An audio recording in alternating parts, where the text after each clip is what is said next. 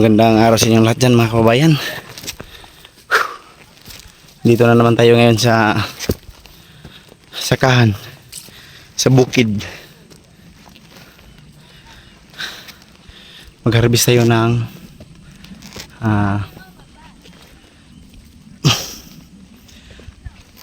mais.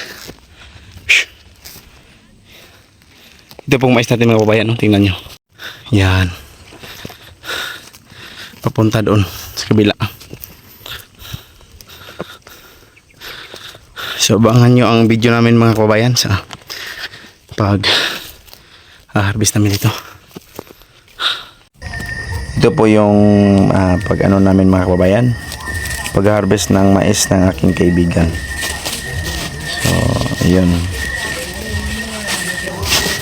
ginawa namin, kinuha muna namin yung bunga, inilagay sa sako, tapos nilagay namin sa isang lugar para doon na po siya pagbalatan. Lagyan ng mga balat. Yan, isa sabay-sabay namin ilagay sa sako. Yan po. So medyo ano na po yung sakahan mga kababayan, medyo matataas na po yung mga damo kasi hindi po ito na sprayhan bago ma-harvest. Medyo malayo kasi itong sakahan na ito sa amin o sa sentro. Kaya hindi siya na alagaan ng ayos. So yun mga kababayan, no? Pero buti na lang marami ding mga nakukuha na mga bunga. Marami ding mga na-harvest para mayroon tayong bigas. So yun po mga kababayan.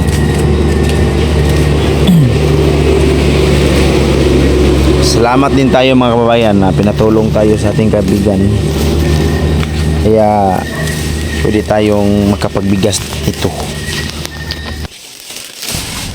At sana po mga kababayan ay suportahan ninyo ang aming channel, Onyo Team Vines. At sana po matulungan ninyo yung aming mga channel. Sa mga bago pa dyan, pakisubscribe po sa aming YouTube channel. Maraming salamat po sa inyong lahat mga kababayan. At ingat po kayo palagi. Ano mang mga trabaho nyo rin dyan. Shout out po sa inyong lahat. At paki-support po sa aming mga video. Para po posible makatanggap kami ng mga sahod at maaaring makatulong din kami mga kababayan sa iba nating mga kababayan. So ulitin ko po, ingat kayo palagi dyan at maraming salamat po sa inyong suporta. At lalong lalo na sa mga sponsor po na tumulong sa amin mula noon hanggang ngayon. Maraming salamat.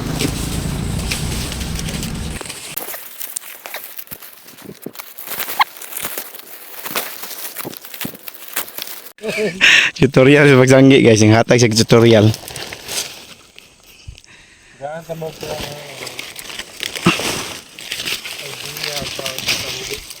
Pamina mo mga higala kay tagaan mo niya idea. So ang pagsanggi. Gamit mo ano O di gamito na eh. balikan. Pagkuha sa kinaraw. Pag-alam mo, lubas wala. Saka ka makitakan. Buta na yan. Kaya balikan naman lang siya. Pati ka magbalik ba? Maliban lang ka. Daghan mga yun. Saka niyo. Tak, wala. Liar eh. Ano rin na? Dugay na po ka nag-country boss? Ka na nag-mais-mais boss? Dugay na nga, 30 na katuloy. Karaan naman ka rin eh. Katong humayan dito boss, kisa to? Tuwag ya punto dito. Ay mo to? Ako ikuan dito nga, itong asayan dito. Ikaw mag-assign dire. Nga sila dito. Yaw no. Sa ato pa unsa maning mais mo ni inyong kanon niya isudan to yung humay. Oh, mao ginay nga niya kay.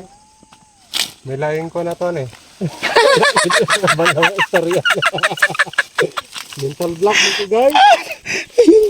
Namin. Dapat lang gud ang mga kanod.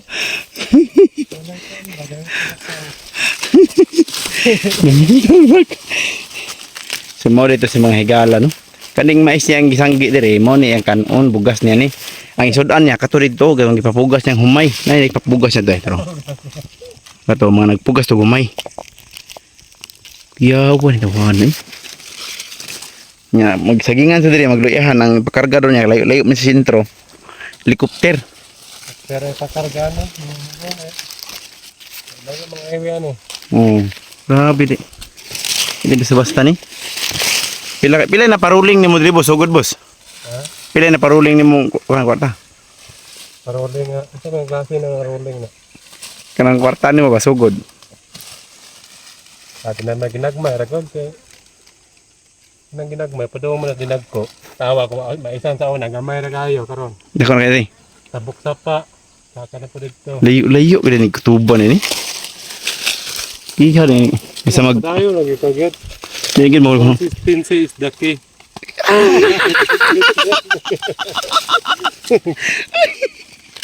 Bike ka mag-bike.